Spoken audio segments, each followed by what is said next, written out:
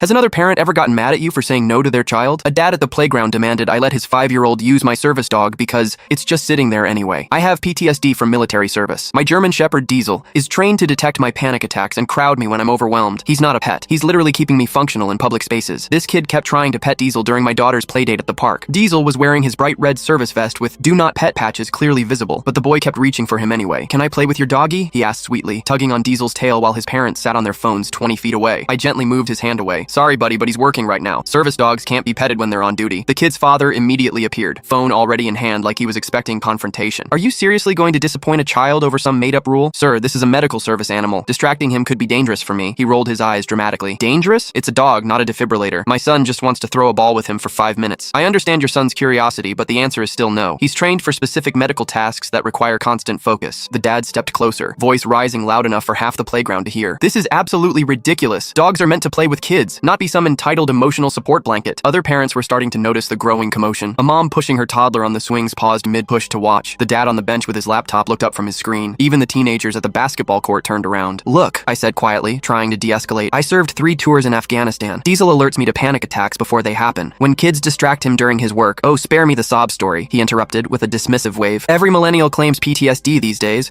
Your dog looks perfectly fine to me. My kid just wants to pet him." I felt my chest tightening, the familiar warning signs that Diesel was trained to detect. Right on cue, he moved closer to my legs, providing deep pressure therapy. That's when my daughter Nora, who's 8, walked over from the monkey bars where she'd been playing with her friend Avery. She was still wearing her soccer cleats from practice earlier. "Daddy, why is that man yelling at you?" she asked, looking between us with concern. "He wants Diesel to play with his son instead of helping Daddy stay calm." Nora looked at the man with the most serious expression I'd ever seen on her 8-year-old face. She crossed her arms exactly like her mother does when she's angry, a gesture that would have been adorable if the situation wasn't so tense. "Sir, my daddy saved people in Afghanistan. Diesel saves my daddy from nightmares. Your son has a whole playground full of swings and slides to play with." The dad's face turned bright red with embarrassment and anger. "Don't lecture me, kid. This is between adults. My daddy says only bullies pick on people who need help," Nora continued, her voice getting louder and more confident, "and only really mean people try to take away someone's helper." An elderly woman walking her poodle stopped at the fence and called out, "Young man, you should be absolutely ashamed of yourself." A jogger paused his run to add, "That little girl has more sense than you do." The man's own son looked confused and increasingly embarrassed. "Daddy, why is everyone agreeing with her? Are we the bad guys?" Realizing he'd become the playground villain in front of dozens of witnesses, the dad grabbed his son's hand roughly. "This is ridiculous. We're leaving right now." As they walked quickly toward the parking lot, I heard him on the phone with his wife. "No, we can't stay here. Some veteran got the whole park turned against me over his stupid dog." Nora looked up at me with those big brown eyes that always melt my heart. "Did I do good, Daddy?" I knelt down and hugged her tight, feeling Diesel settle beside us both. "You did perfect, sweetheart. Diesel thinks so too." Diesel's tail was wagging as he nuzzled Nora's face, his way of saying thank you to his favorite little human protector. "Best wingman I've ever had."